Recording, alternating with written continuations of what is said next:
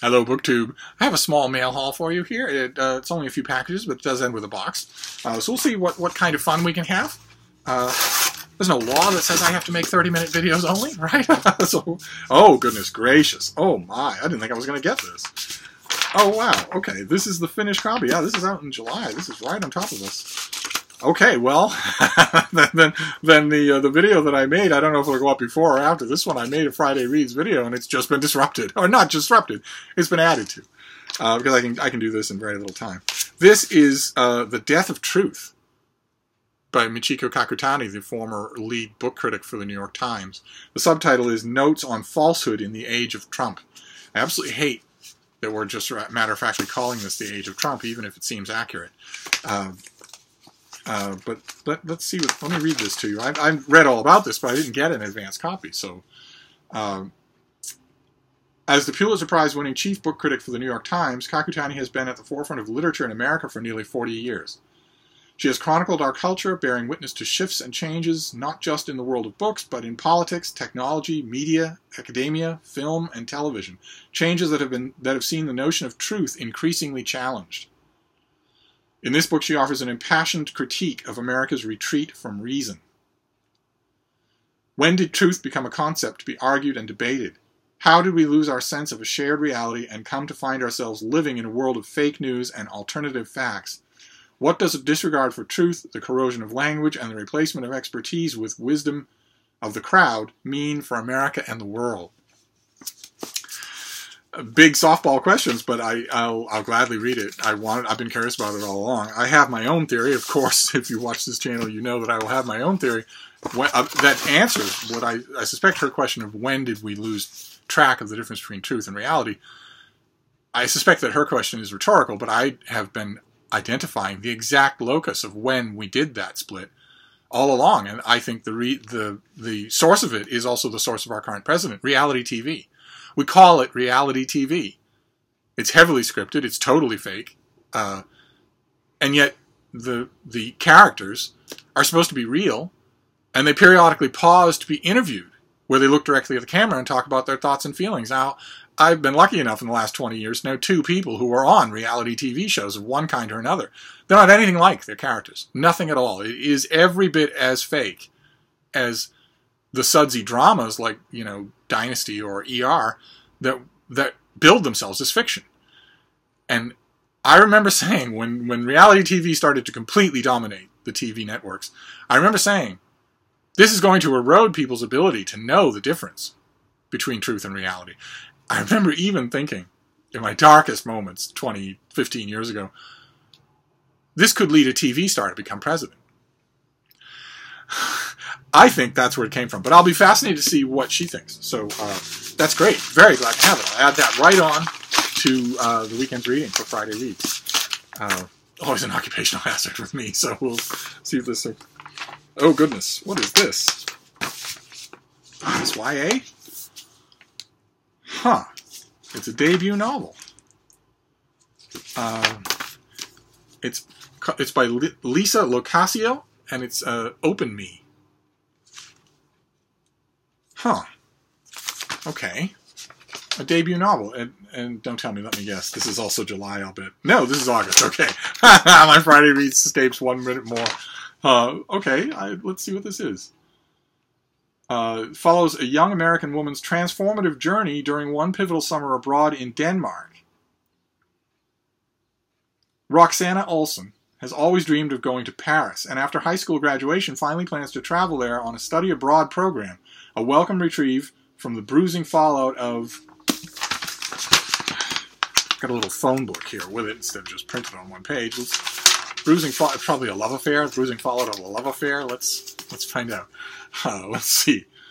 Of her parents' divorce. Okay, that would have been option number 2. So it's upper middle class Connecticut divorce. Okay, but a logical mix-up brings Roxana. A logistical mix-up brings Roxana to Copenhagen instead, where she's picked up at the airport by Soren, a 28-year-old guide who is meant to be her steward.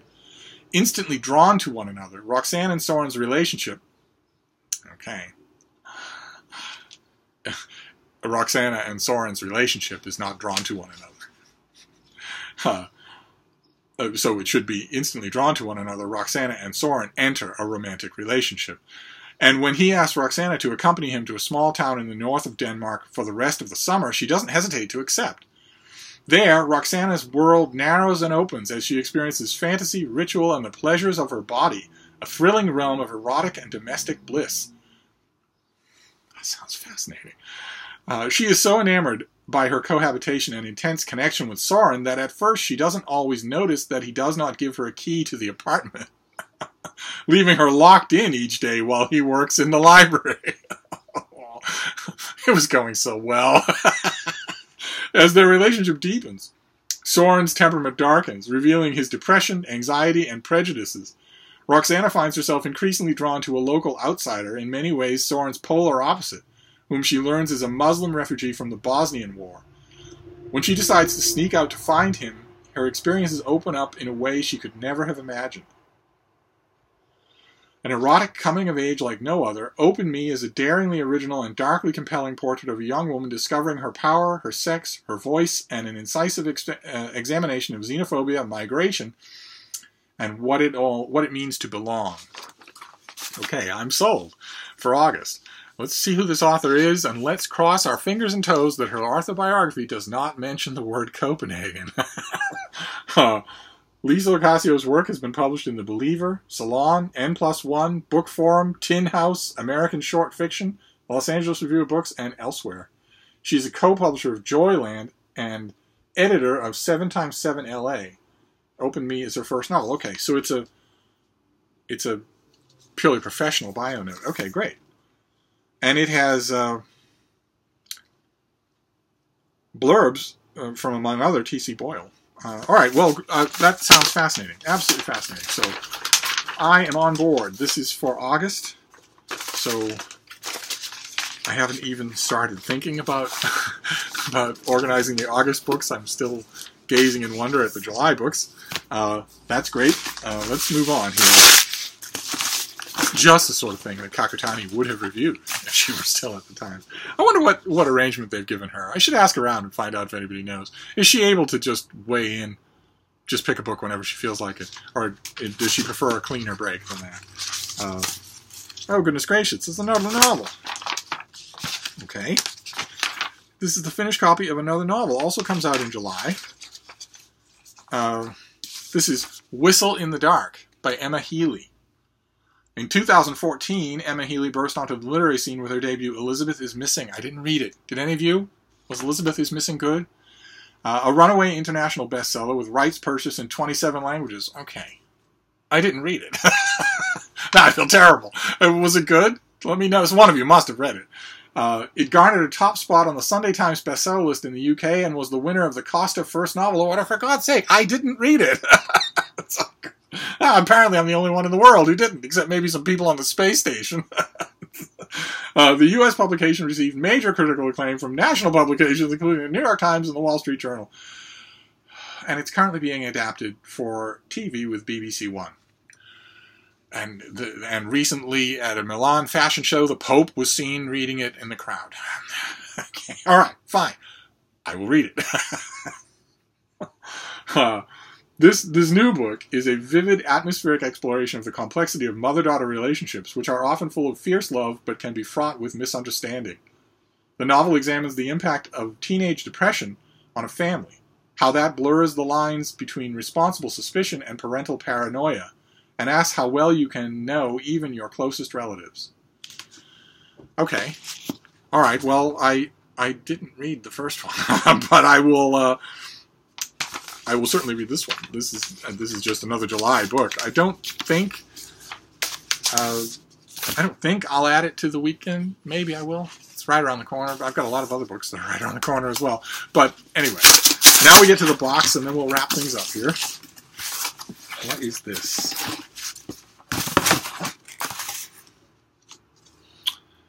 Okay. What have we got here? Paperback original. This is a July book. What have we got here? Yeah, it's a paperback original. It's a July book. Comes out on July 17th. It's by Guy Harrison, and it's called At Least Know This: Essential Science to enhance your life. And there's, you are here. That is Earth.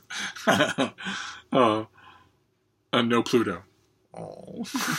All right, so this is going to be basic science. What have we got here? Those can be a lot of fun. Basic science books can be a lot of fun. Entirely depends on the author. Let's see here. That is the title. You are here. Science tells us a good deal about who we are, where we came from, and the nature of the universe, how our brains work, and much, much more.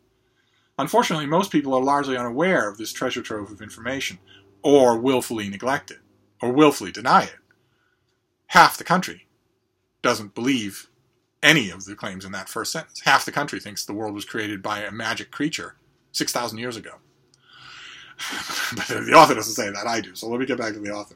As a result, we are more prone to do things like aim nuclear weapons at each other, inflate the meaning of cultural differences, poison and deplete the oceans, and generally make poor judgments that cause needless trouble.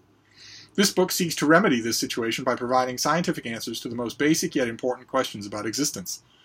Following the standard 6-question list used by journalists researching a news story, critical thinking advocate Guy Harrison turns to science to answer who, what, why, when, where, and how of life on Earth. How old is our planet? Where did it come from, and where is it located? What is everything made of? Who are we as a species, and what connection do we share with other life forms?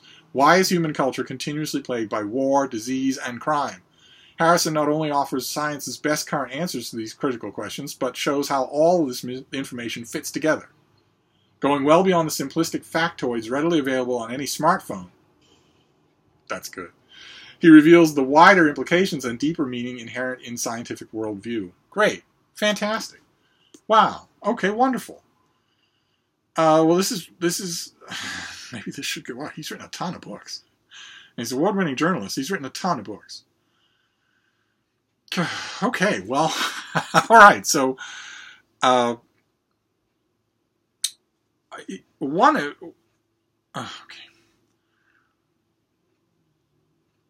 Okay, fantastic. This is, maybe I will put Whistle in the Dark, Open Me, and At Least Know This all on my weekend's list. Maybe they'll all be part of Friday Reads. Well, one way or another, we have At Least Know This, Basic Science. Whistle in the Dark by Emma Healy, who had a first book. Maybe you've heard of it? Then Open Me by Lisa Locascio, a debut work of fiction. And, oh right, here we go. The Death of Tooth by Michiko Kakutani, who was once the foremost member of my profession and now has thoughts on the present day. Great, so not bad.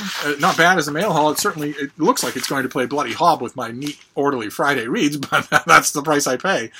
So that's it for now, but I'll probably be back, and I'll see you then. Thank you, BookTube.